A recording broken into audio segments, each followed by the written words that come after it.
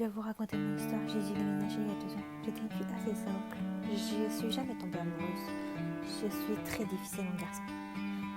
Quand j'ai déménagé, j'avais une petite nièce. Je l'amenais souvent dehors. Dans mon quartier, on avait un grand terre de jeu pour les petits. Un jour, je l'ai amené et j'ai vu un beau garçon qui me regardait. Mais dès que je l'ai vu, j'ai eu un coup de foudre. À chaque fois que j'allais dehors, c'était pour le voir. Oui, j'avoue, je suis tombée amoureuse pour une première fois. À chaque fois que j'allais dehors, c'était pour le regarder, pour le fixer. En fait, c'était ma seule excuse pour amener ma petite nièce dehors. Plus le temps passait, plus il sortait souvent comme moi. Je pense que ça devait être son petit-neveu aussi. À chaque fois que je sortais, je le voyais, on se lançait des regards. Lui, je crois que c'était réciproque, lui aussi, il m'aimait, je pense.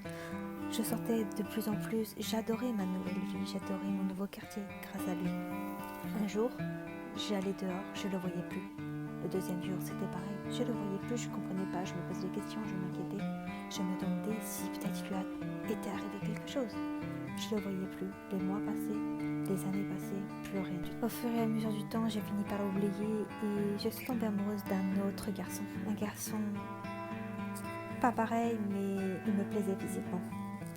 Je sortais souvent dehors, à chaque fois que j'allais au parc, c'était pareil. On se voyait, on rigolait ensemble. Un jour, j'avais une copine qui connaissait ce garçon dont j'étais amoureuse la première fois. Elle m'a dit, en étant très triste, elle savait que j'étais amoureuse de lui. Elle m'a dit qu'il était décédé il y a 1 an, mais qu'elle voulait pas me dire parce que j'allais être anéantie. Quand j'ai su ça, j'ai crié de douleur. Avec le garçon avec qui j'étais maintenant, il n'a pas compris, il me regardait avec des yeux très gros. Je suis partie sans même lui expliquer ce qui se passait. Du jour au lendemain, j'ai voulu partir chez mon père, qui habitait à Paris. J'ai définitivement vécu à Paris avec mon père. Je me suis bien plu à Paris, j'ai fait des études de commerce et après j'ai fait des études de lettres. C'est là que j'ai dû partir dans un autre. Oui, je suis partie à New York.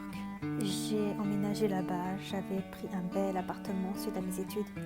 Et puis j'ai rencontré quelqu'un, Guillaume.